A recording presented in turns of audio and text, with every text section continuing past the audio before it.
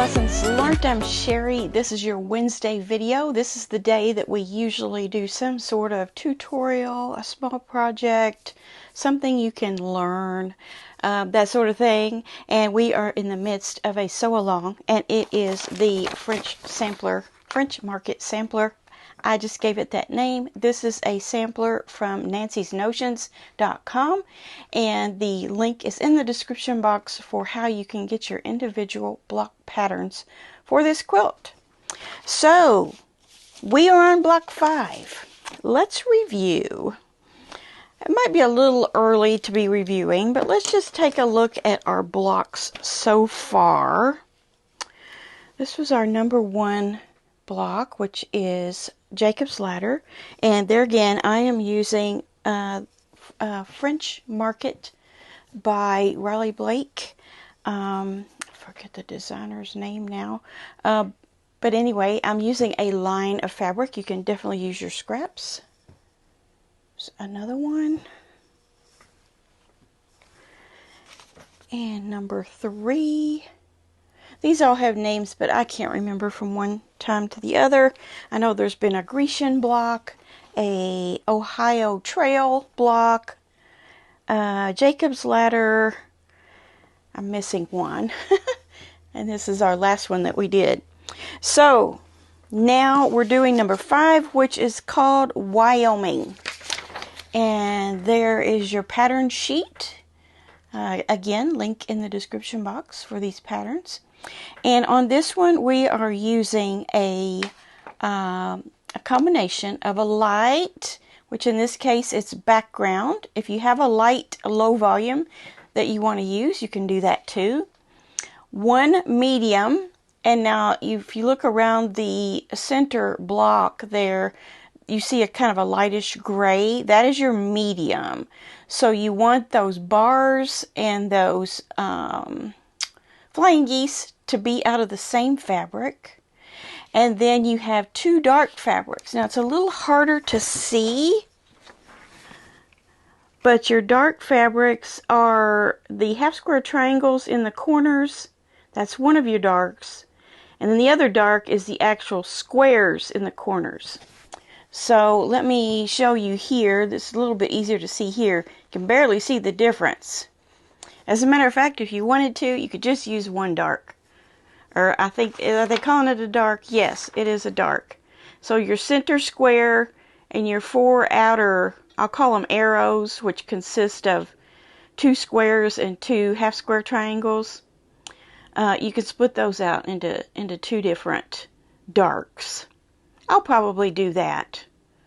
So keep that in mind when you're picking your fabrics. And then also, if you've been able to download this picture that is on the nancysnotions.com website, you can kind of look and see what they did here. It's this one.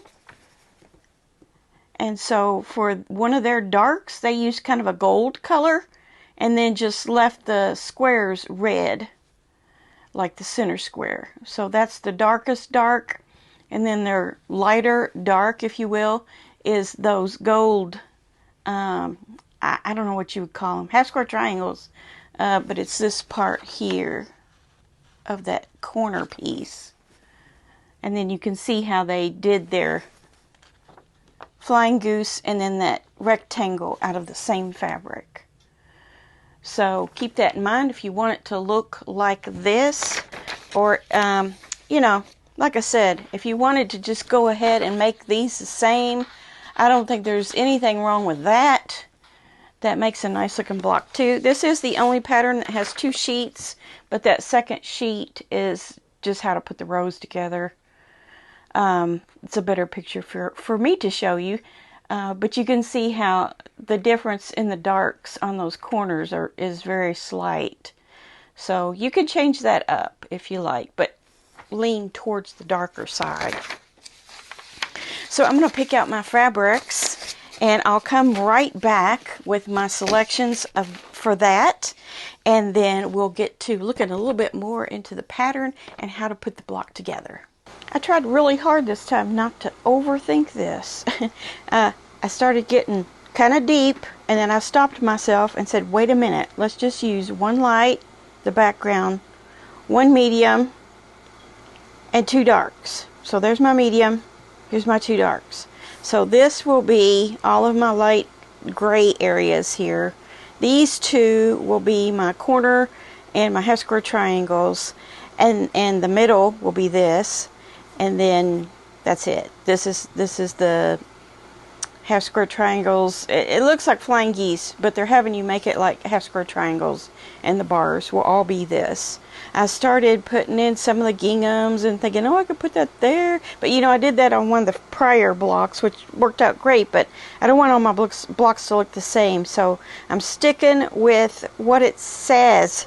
So I'm going to go ahead, I went ahead and cut out my 2 strips that I need for the background, which is considered light, and that is your A and B, 2.5 inch wide strip and a 2 7/8 inch wide strip, and from that we're going to cut 4 squares and 8 squares. So I just went ahead and cut my strip out so I can go ahead and do those.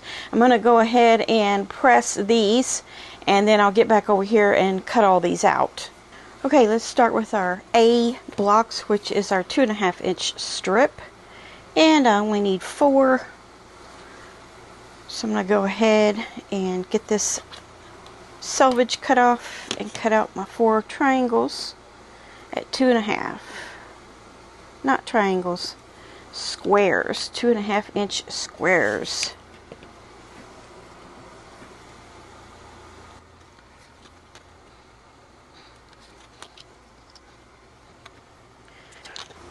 Now let's do our B, 8 squares here. And so I can take my fold, which I don't like to use that fold in my project if I could keep from it. So as I'm cutting off my selvages down here, I will actually trim off that little edge. And just kind of line everything up on this. And that'll make sure that it's straight for you. Now, I need 2 7/8.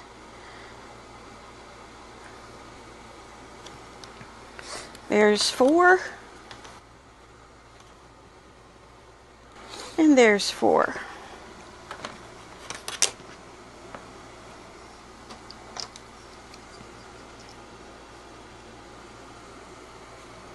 Next, we have 4 2.5 by 4.5 inch medium.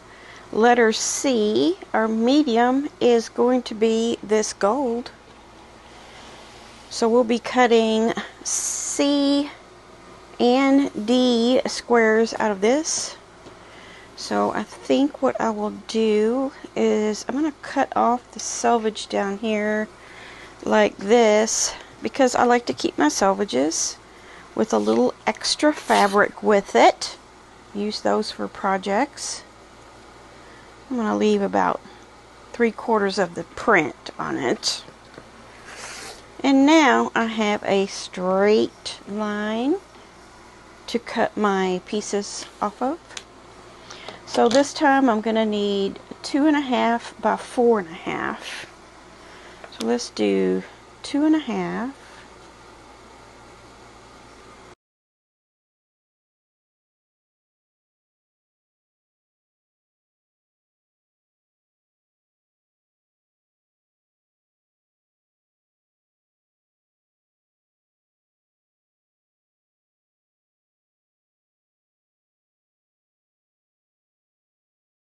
And these are my 2 7/8. Trim this off.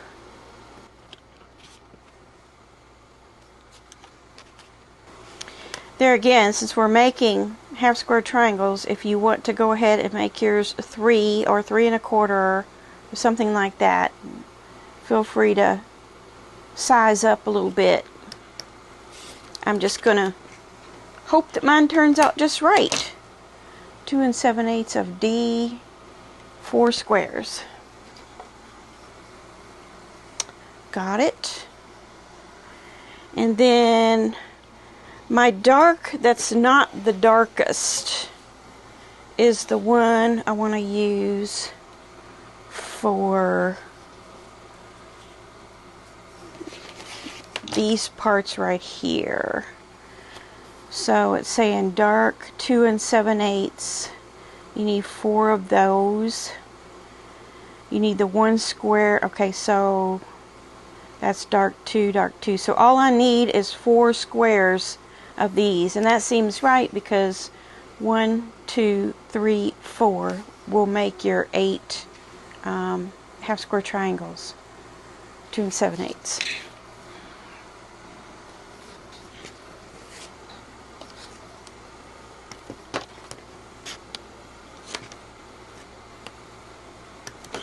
That's dark number 1, and that is E. That's all we need out of that one. And then our final dark one, which is the corners and the very center, it's asking us to make a 4 by 4.5 by 4.5 square and 4 2.5-inch squares. I don't think this one has anything to save on it, so I'm not going to save any extra fabric on that one. Let me just get it straightened up.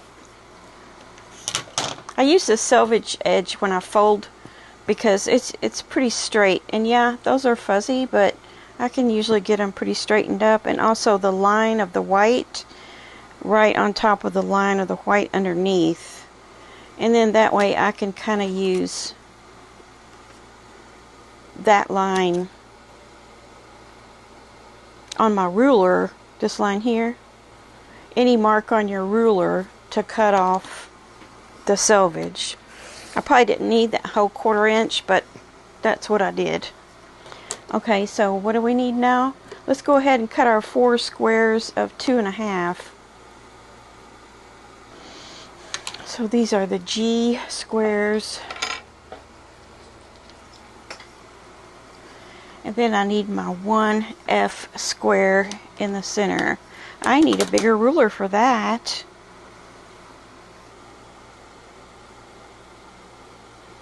It's not exactly square here on this corner, so I'm going to cut just a little bit bigger than 4.5. And then I'll trim those 2 edges off. So this side needs to come off 4.5.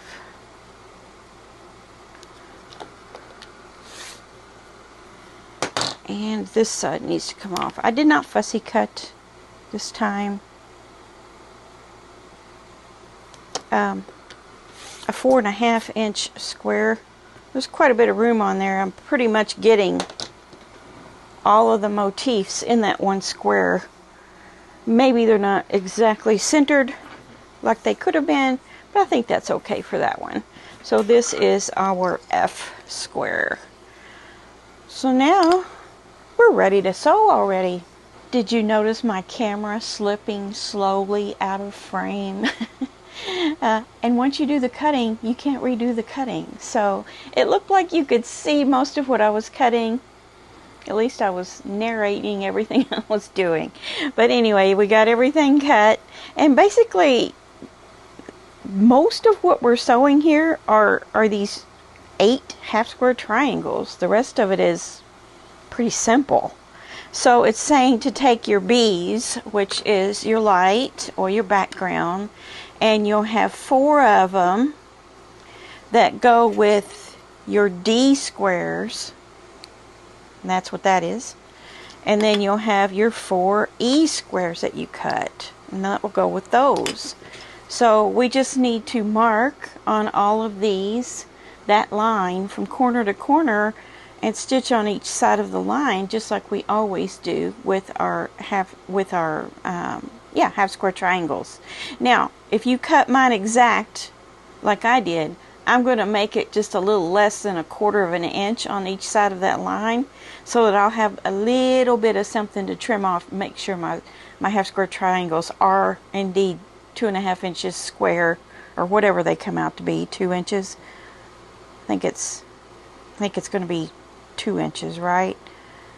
It doesn't say. Make 8 dark. Yeah, doesn't really say what to trim them to, but you're going to only have to trim off just a teeny tiny bit if you did what I did. If you made your squares bigger, then you're going to cut off more, obviously. But I think they're going to be 2.5 inches, because these are all 2 7/8. Yeah, that's right. These are 2 7/8. I probably should have made them 3. Therefore, I'm making my lines on each side, my seam lines on each side of the line that I'm drawing a little bit narrower.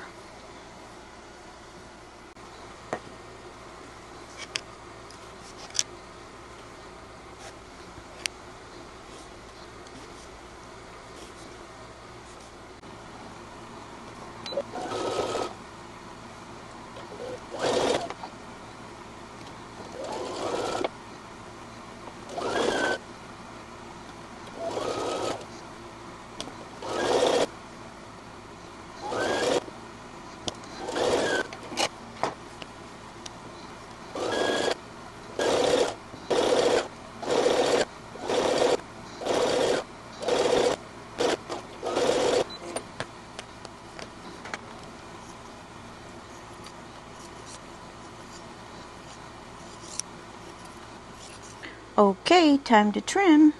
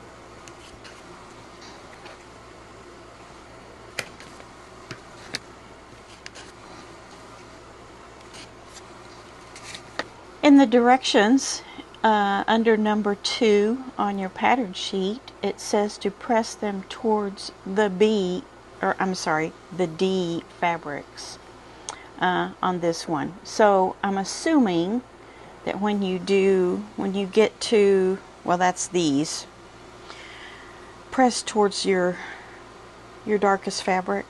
On this one, it doesn't say. But I think number 2 is speaking for all the half square triangles when it's saying to press toward the dark, even though it doesn't expressly say that. So I'm going to go ahead and press towards the dark and take my chances. We'll find out if it was the best way or not.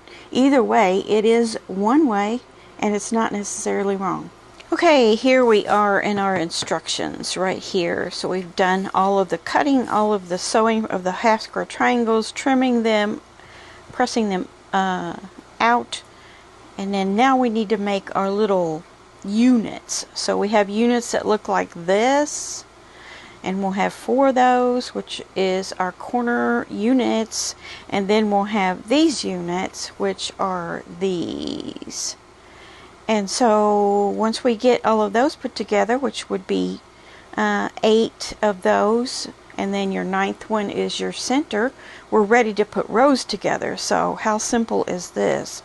So I'm going to go ahead and put things where they should go so that I can remember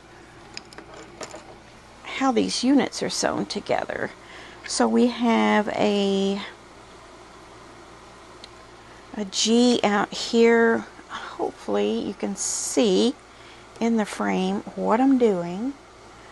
I probably could come down a little bit, and then here we're going to have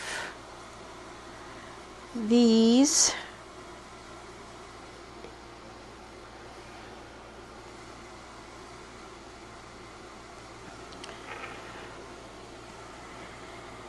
And then we'll have our A's in those corners.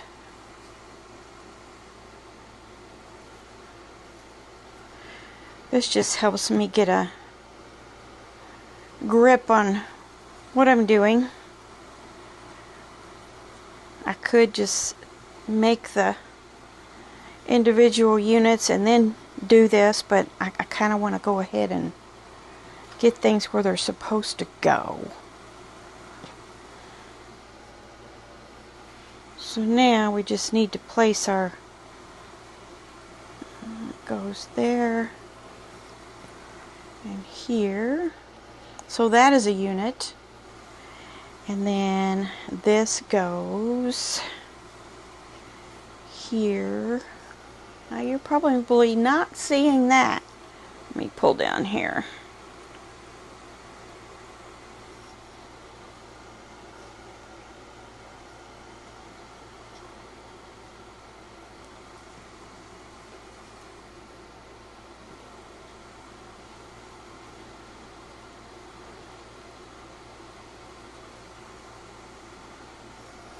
There we go, you can see that.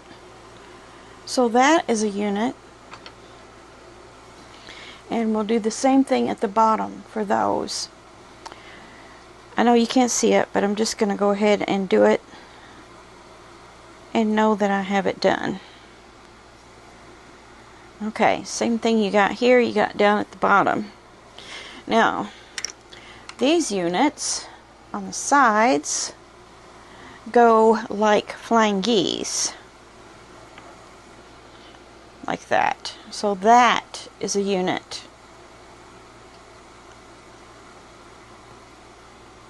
And then this is a unit.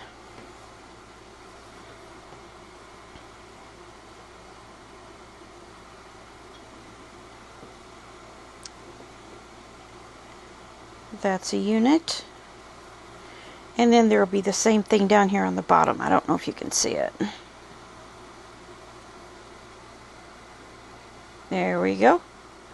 So we have all our units ready to be picked up and sewn. If you're like me, you might just want to go ahead and do a whole unit without chain piecing. But for the sake of time, I think I will go ahead and do these all at once. And then I'll iron those, press them however they're supposed to be pressed. I'm sure it's open.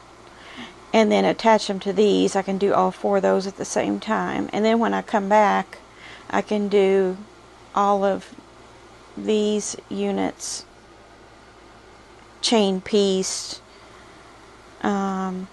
Press them open and then piece them back together as far as, you know, how they should go together with these squares right here. So that's what I'm gonna do. So far I've sewn these and opened the seam, and as you can see, if you press your seams toward this medium, then there's going to be a little more bulk here. It's not terrible and it's not wrong. So if that bothers you, take half of these. You'll have 8 of them.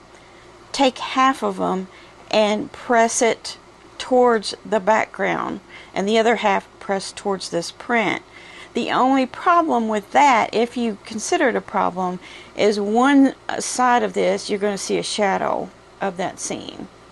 So do as you will. I think I did the right thing by pushing them towards the colored part. That way you don't have just that one shadow on one side. It's all to do with what's important to you. Are you afraid of the bulk in the center there?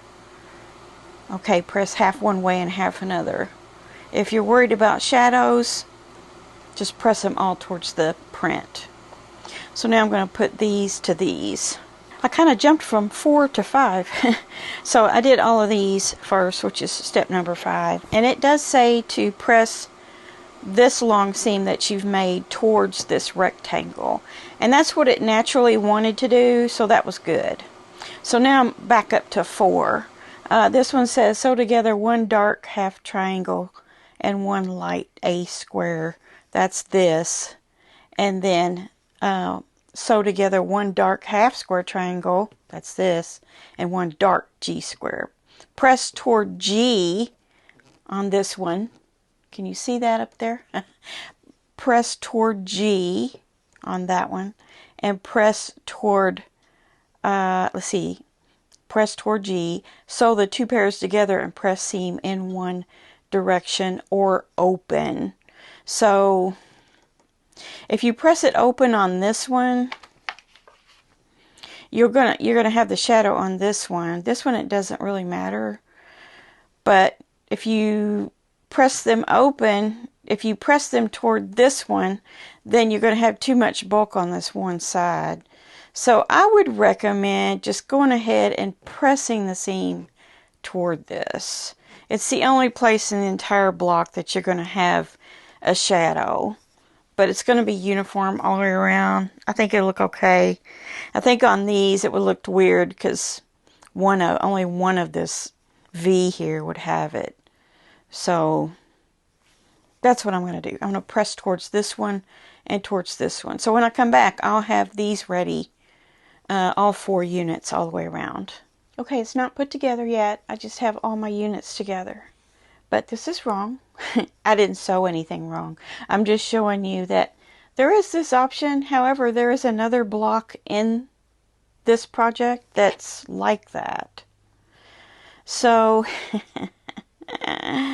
yeah, you can turn these all different ways and get all different blocks. And that's cute too, isn't it? But this particular block is supposed to be like this. So pay attention to your diagram or you'll come out with something else. That's the way it's supposed to be. And here is proof of that. See it? Yeah. So now I'm going to sew these 3 together, these 3 together, these 3 together.